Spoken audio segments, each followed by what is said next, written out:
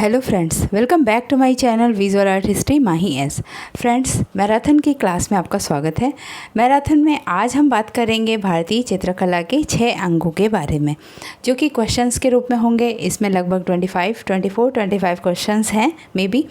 तो आज हम इन क्वेश्चंस के साथ साथ भारतीय चित्रकला के 6 अंगों को समझेंगे, क्योंकि 6 लिम्ब से रिलेटेड बहुत सारे क्वेश्चंस आते हैं। आपके 1-2 क्वेश्चन ज़रूर आते हैं, तो आपकी तैयारी ऐसी होनी चाहिए कि 6 लिम्ब्स भी आपसे ना छूटे। ठीक है, तो स्टार्ट करते हैं 6 लिम्ब्स के क्वेश्चंस। जैसे कि आप देख रहे हैं, फर्स्ट नंबर का क्वेश्चन है, वर्णिका भंग क्या है? वर्णिका भंग क्या है? ठीक है, तो हम इसके बारे में समझेंगे कि वर्णिका भंग एग्जैक्टली है क्या।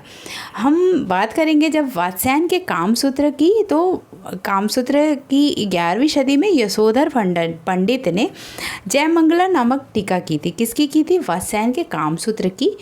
वात्स्यायन के कामसूत्र, अब कामसूत्र जो था वो वात्स्यायन ने लिखा था और उसकी यशोधर पंडित ने जयमंगला उन्होंने टीका किया था।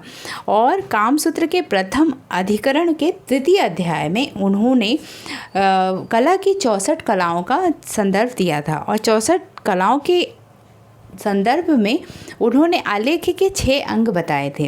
और 6 अंगों को इस तरीके से लिखा था कि रूप भेदा प्रमाणानि भाव लावण्य योजनम सादृश्यम वर्णिका भंगम इति चित्र षडंगकम। तो रूप भेद, प्रमाण, भाव, लावण्य योजना, सादृश्य और वर्णिका भंग, ये सारे चित्र के षडंग हैं। एक चित्र में क्या क्या होना चाहिए, ये चीज़ होती है। तो रूप भेद, प्रमाण, भाव, लावण्य योजना, सादृश्य व वर्णिका भंग, ये चित्र के 6 अंग होते हैं। और इस श्लोक को भारतीय कलाचार्य श्री अवनींद्रनाथ टैगोर ने 1921 में the Indian society of oriental art की प्रकाशन योजना के अंतर्गत 6 लिम्ब्स ऑफ पेंटिंग्स नामक एक पुस्तक का प्रकाशन करवाया था, जिसमें 6 अंगों की व्याख्या करने से पहले उनका अंग्रेजी अर्थ निरूपित किया था। और वो 6 जो अंग था निरूपित क्या किया था? रूप भेद जो था वो नॉलेज ऑफ अपीयरेंस, ये हम डिटेल में इसको मैं करा दूंगी। पहले क्वेश्चंस को सॉल्व करा देती हूँ। तो वर्णिका भंग क्या है? नाना वर्णों की सम्मिलित भंगिमाएं, चित्र संयोजन, आकृति की भंगिमा या तूलिका संचालन। ठीक है, तो इसका राइट आंसर हो जाएगा वर्णिका, जो कि रिलेटेड होता है वर्ण से। वर्णिका जो रिलेटेड होता है वर्ण से। वर्णिका से तात्पर्य वर्ण जो रंग होते हैं, और वो क्या है? नाना वर्णों की सम्मिलित भंगिमा। कई वर्णों को हम कोई भी पेंटिंग करते हैं, या मोनोक्रोम करते हैं, या मोनोटोनस करते हैं, या जो भी करते हैं, तो उसमें कई कलर्स को यूज़ करके हम उसको सम्मिलित करके उसकी एक भंगिमा बनाते हैं, जो कि इसका राइट आंसर फर्स्ट हो जाएगा। फर्स्ट, ठीक है। ये बहुत ही छोटा पार्ट होगा, बहुत ही लेंदी वीडियो नहीं होगी, क्योंकि इसमें 24 क्वेश्चंस हैं, तो ये छोटा सा पार्ट आपके लिए काफ़ी हेल्पफुल होगा। प्रमाण से क्या तात्पर्य? सेकंड क्वेश्चन है प्रमाण से क्या तात्पर्य है? वस्तु की माप, वस्तु का ब्यौरा, वस्तु की लंबाई या वस्तु से समानता। तो किसी भी वस्तु की माप को क्या कहते हैं? प्रमाण क्या होता है कि उसकी अनुपात, स्वाभाविकता, अनुपात, सीमा, लंबाई, चौड़ाई, शरीर रचना आदि का विवरण आता है। और अनुपात जो होता है वो उचित ज्ञान, उसको प्रमा नाम से संबोधित किया जाता है, इसलिए प्रमाण बोलते हैं। प्रमा, पुरुष व स्त्री की लंबाई में भेद होता है और उनके अंगों की रचना इसी क्रम में मानी जाती है। ताल से माना जाता है, 1 ताल, 2 ताल, 3 ताल, 4 ताल, इस तरीके से तालों से प्रमाण का किया जाता है, प्रमाण किया जाता है। तो उसका ये राइट आंसर 2 हो जाएगा, वस्तुओं का ब्यौरा। उसको कई तरीके से हम प्रमाण को भाग में परिवर्तित करते हैं। ठीक है। थर्ड हो गया, कामसूत्र में कितनी कलाओं का उल्लेख है? कामसूत्र में, ठीक है, कामसूत्र में 49, 56, 60 या 64। तो हमने अभी बात किया था 64 कलाओं का। Right answer is 4। कामसूत्र में 64 कलाओं का जिक्र हुआ है। 4th is the right answer. ठीक है, 64 कलाओं में सारी कलाएं अलग अलग होती हैं, जैसे सिलाई, पुराई, कला, ड्राइंग, मिट्टी का आर्ट।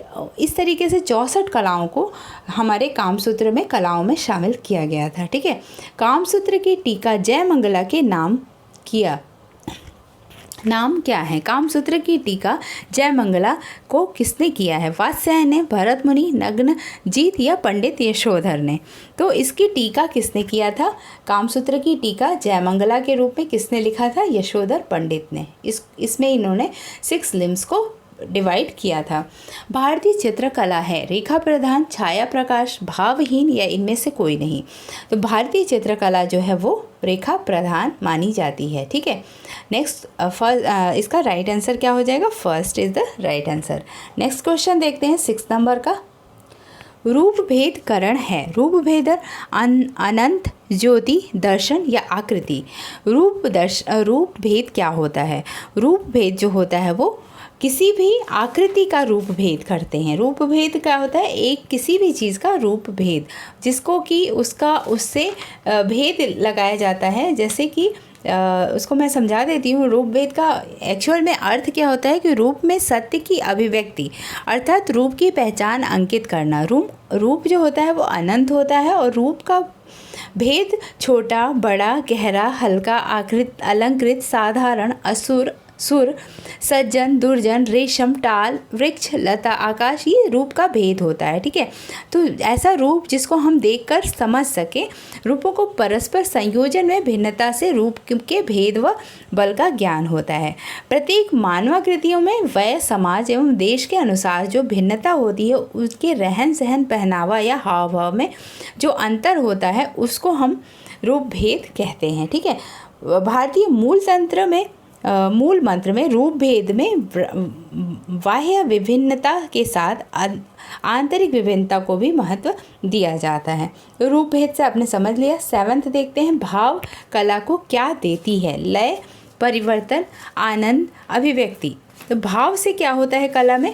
आप सभी जानते होंगे इसको। भाव से कला में एक अभिव्यक्ति आती है। भाव कितने होते हैं? 9 रस होते हैं, 9 भाव होते हैं। भाव जिसमें रौद्र रूप, श्रृंगार रस, सारे रस और भाव एक ही होते हैं। तो भाव और रस जो होते हैं वो अभिव्यक्ति का माध्यम होते हैं। उसी के द्वारा हमारे में अभिव्यक्ति आती है। हमारे चित्रों में हम शांत रस, जैसे बुद्धा की पेंटिंग अगर हम देख रहे हैं तो वो शांत रस में आती है। करुण रस, हास्य रस, डिफरेंट तरीके के भाव होते हैं, वो भाव में आते हैं। लावण्य योजना किसे कहते हैं? सुंदरता, रूप राशि, बाह्य सौंदर्य का व्यंजक, सुरुचि सम्मत। हाँ, लावण्य योजना किसे कहते हैं? लावण्य क्या होता है कि वो किसी भी आर्ट में लावण्य को दिखाना। लावण्य जो होता है वो सौंदर्य होता है, तो उसके बाहरी सौंदर्य को व्यंजक करता है, उसको हम लावण्य योजना कहते हैं। लावण्य योजना से तात्पर्य क्या होता है कि जो हम भाव को आंतरिक सौंदर्य का व्यंजक होता है, उसी प्रकार लावण्य चित्र के बाह्य सौंदर्य का व्यंजक होता है। रूप, प्रमाण व भाव के साथ साथ चित्र में लावण्य का होना भी आवश्यक होता है। जैसे कि आंतरिक भाव को हम भाव से करते हैं और जो बाह्य होता है वो लावण्य होता है। भारतीय चित्रों के लिए सौंदर्य के अधिक उपयुक्त संज्ञा लावण्य है, क्योंकि यह आंतरिक भाव सौष्ठव को अभिव्यंजित रूप है। तो आप समझ सकते हैं कि लावण्य क्या है और भाव क्या है। ठीक है, तो भाव आंतरिक सौंदर्य और आंतरिक क्रूरता और जो भी चीज़ें जो भाव होंगी, और लावण्य जो होता है बाह्य सौंदर्य को दर्शाता है।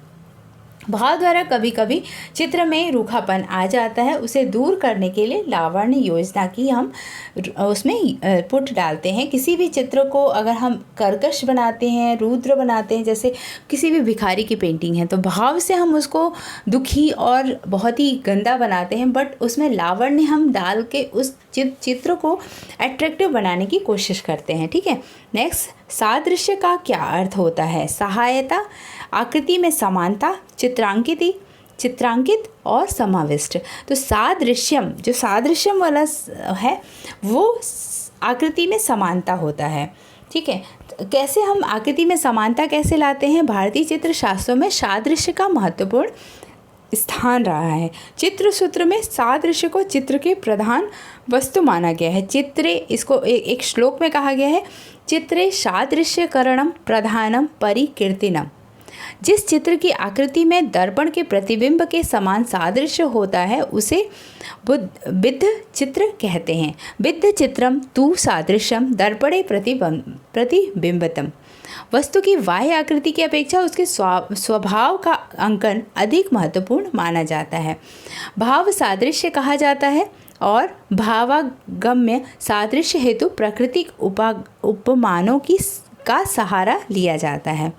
भारतीय कला में शरीर रचना हेतु प्रधानतः जिस उपमानों को व्यवहार में लाया जाता है उनमें से कुछ जैसे होते हैं कि कोई भी चित्र, जैसे हम किसी चीज़ को सादृश्य बनाते हैं, जैसे कहते हैं कि शकु चंचू जो होता है उसके टाइप की नासिका है, ये सादृश्य में आएगा, ठीक है। उसके जैसी, जैसे सेम की फली जैसी अंगुलियों को दर्शाया गया है। सिंह के सदृश कटी को दर्शाया गया है। सेमल पुष्प के सदृश ओष्ठ को। तो क्या हमारे भारतीय जो चित्र करते हैं उसमें सादृश्य का बहुत भाव होता है, जैसे उसके जैसा, जैसे हमने कमल के जैसे सुंदर लिप्स को बताया जाता है कि उस नायिका का जो होठ है वो कमल के पंखुड़ियों के समान सॉफ्ट है, उसके जैसा सुंदर है, तो ये सादृश्य में आएगा, ठीक है। तो आकृति में समानता इसका राइट आंसर हो जाएगा 2, ठीक है। थोड़ा समझा इसलिए दे रही हूँ कि आप लोगों को अच्छे से समझ में आ जाएगा, ये टॉपिक फिर से देखना ना पड़े। वर्णिका भंग क्या होता है? विविध वर्णों की सम्मिलित भंगिमा, साधना, संयोजन व षडंग। वर्णिका भंग वर्ण से रिलेटेड है, तो विविध वर्णिक, ये क्वेश्चन हो चुका है एक बार और ये पूछ रहा है। नेक्स्ट क्वेश्चन नंबर 11 देखते हैं। प्रमाण निर्धारण में ताल या इकाई क्या है? ताल एक हाथ है, ताल एक शरीर है, ताल एक गर्दन है और ताल एक सिर है। तो प्रमाण का जो निर्धारण होता है उसमें ताल क्या होता है? ताल एक सिर होता है, ठीक है। तो उसी तरीके से हम डिवाइड करते हैं उसको कि जैसे 7 ताल में एक संपूर्ण मानव का चित्र बनता है 7.5 ताल का, लेडीज़ का बनता है 7 ताल का, बच्चों का 4 ताल का, इसी तरीके से वयस्क का और उससे बड़े बच्चों का अलग अलग टाइप के ताल होते हैं। तो 4 ताल का 1 वर्ष के बच्चों का, उसके बाद 5 या 6 ताल का 4 वर्ष, 8 वर्ष, ऐसे ऐसे बढ़ता जाता है, ठीक है। तो ताल से निर्धारण होता है और ताल किसके बराबर होता है? एक सिर के बराबर। हम कोई भी ड्राइंग करते हैं तो पहले सिर से एक ताल बनाते हैं, उसको 7.5 ताल कर दिए तो एक लंबे चौड़े मानव का आकृति हम बना लेते हैं। कामसूत्र में चित्रकला को किस नाम से संबोधन किया गया है? आलेख, शिल्प, रूपभेद या आकृति? तो कामसूत्र में चित्रकला को आलेख के रूप में चित्रित किया गया है। Right answer is first. बहुत ही इजी बट बहुत ही इंपॉर्टेंट क्वेश्चंस हैं ये। षडंग का पहला अंग है प्रणाम, प्रमाण, सादृश्य, रूपभेद, भाव। तो रूपभेदा प्रमाणानि, आपको ये श्लोक याद होना चाहिए। रूपभेदा प्रमाणानि भाव लावण्य योजनम वर्णिका भंगम सादृश्यम वर्णिका भंगम इति चित्र षडंगकम। तो इसमें पूछ सकता है कि पहला कौन सा अंग है, दूसरा कौन सा अंग है, तो आपको श्लोक याद होना चाहिए। तो पहला है रूपभेदा, रूपभेदा प्रमाणानि, ठीक है। राइट आंसर इज थर्ड, रूपभेदा। नेक्स्ट क्वेश्चन, षडंग का सर्वप्रथम उल्लेख किसने किया था? वात्स्यायन ने, अवनींद्रनाथ ठाकुर ने, यशोधर पंडित ने या भरत मुनि ने? सबसे पहले किसने किया था? तो यशोधर पंडित ने किया था अपनी जयमंगला टीका में, ठीक है। नेक्स्ट क्वेश्चन 15, कामसूत्र के अतिरिक्त किस प्राचीन ग्रंथ में कला के अंगों का विवेचन हुआ है? कामसूत्र के अतिरिक्त किस प्राचीन ग्रंथ में कला के अंगों का विवेचन हुआ है? राइट आंसर इज, इसका आंसर है कल्पसूत्र, चित्रसूत्र, सम्रांगण सूत्रधार या ललित विस्तर। तो इसका राइट आंसर 2 चित्रसूत्र हो जाएगा। कौन सा तत्व षडंग में नहीं आता है? प्रमाण, अंतराल, लावण्य या भाव, ठीक है। तो इतना मैंने श्लोक बता दिए तो आप लोग को ये चीज़ समझ में आ गई होगी। तो इसका आंसर आप लगाते हुए चलिए, आप चेक करते हुए चलिएगा, अंतराल। ओके, अंतराल वाले पार्ट को भी मैं समझा दूंगी, छोटा सा चैप्टर होगा ये वाला भी, जिसमें तान, अंतराल, कंपोजिशन, ये सारी चीज़ें आएंगी। आदर्श मनुष्याकृति के लिए भारत में कौन सा ताल प्रमाण निर्देशित हुआ है? सप्तताल, अष्टताल, 9 ताल या 16 ताल? तो मनुष्याकृति के लिए क्या ताल होता है? वो 9 ताल होता है।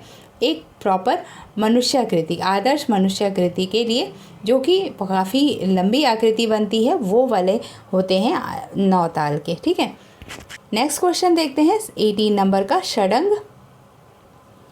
षडंग के अनुपात के लिए कौन सा शब्द प्रयुक्त हुआ है? प्रमाण, सादृश्य, रूपभेद, सामंजस्य। जैसा हम बात कर रहे थे अभी, तो षडंग के अनुपात के लिए होगा प्रमाण। Right answer is first. Okay, next question, Yashodhar Pandit ने षडंग का तीसरा अंग कौन सा बताया है? रूप भेद, वर्णिका भंग, भाव, लावण्य। रूप भेदा प्रमाणानि भाव, तो भाव हो जाएगा तीसरा। ठीक है, ऐसे आप अगर श्लोक याद रहेगा तो आप इसमें कंफ्यूज नहीं होंगे। तो एक बार श्लोक पे थोड़ी सी मेहनत ज़रूर कर लीजिएगा एग्ज़ाम जाते से पहले, क्योंकि ऐसे पूछ सकता है। चंचल मुख आकृति किसके समान होती है? पान के पत्ते जैसी, तितली जैसी, मछली जैसी, अंडाकार। अब इसमें ये भी पूछ सकता है कि चंचल मुख आकृति इसके जैसी होती है, ये किस भाव से है, मतलब किस लिम्ब से है, ठीक है, किस अंग से है, षडंग के कौन से अंग में ये इसको ले सकते हैं। तो ये सादृश्य में आ जाएगा। चंचल मुख आकृति किसके समान होती है? वो होती है पान के पत्ते जैसी। चंचल मुख जब होता है तो पान के पत्ते जैसी वो होती है। ठीक है, तो वो सादृश्य उसके सादृश्य में बन जाती है। स्थिर मुख आकृति किसके समान होती है? वृत्ताकार, त्रिभुजाकार, अंडाकार या कोणीय। स्थिर मुख आकृति कैसी होती है? ठीक है, तो इसका राइट आंसर क्या होगा? अंडाकार। ठीक है, कोई भी फेस हम किसी का भी बनाते हैं तो अंडाकार बनाते हैं। 16 ताल आकृति किसकी होती है? वामन, राक्षस, देवता या मानव। ठीक है, 16 ताल राक्षस का माना जाता है। ठीक है, तो ये ताल वाला भी आपको कंफर्म कर लेना है कि मानव को 9 ताल, देवता को 12 ताल, राक्षस को 16 ताल, इस तरीके से डिवाइड किया गया है। वामन को 14 ताल और 16 ताल राक्षस को। प्रसन्न नेत्र किसके समान होता है? मृगी, कमलकली, खंजन या परवल की आकृति। देन राइट आंसर इज खंजन की तरह होती है प्रसन्न नेत्र, खंजन। नेक्स्ट क्वेश्चन, लावण्य की मोती की तरलता के समान किसने बताया है? लावण्य को मोती की तरलता के समान किसने बताया है? विश्वनाथ, भरत, रूप या अभिनव गुप्त। देन राइट आंसर इज रूप। राइट आंसर इज थर्ड, रूप ने बताया है। ठीक है, ठीक है, ये हो गया आपका भारतीय चित्रकला के 6 अंगों से जुड़े 24th क्वेश्चन। बहुत ही छोटा है, बहुत ही इम्पॉर्टेंट है और बहुत ही नॉर्मल सा है। इसमें मैं आपको एक छोटा सा वीडियो बना दूंगी जिसमें सादृश्य का और वर्णिका भंग के सारे थोड़ा डिटेल में उसका हो जाएगा। तो एक बार कभी भी रिवीजन के लिए मैं उसको भी कर दूंगी। ठीक है फ्रेंड्स, तो नेक्स्ट मेरा जल्द से ही आएगा। और आप लोग टेक्निकल के लिए भी काफ़ी कुछ मांग रहे हैं, तो टेक्निकल का भी क्वेश्चन लेके आ जाऊँगी। Thank you for watching my video and keep watching, keep learning. Bye bye.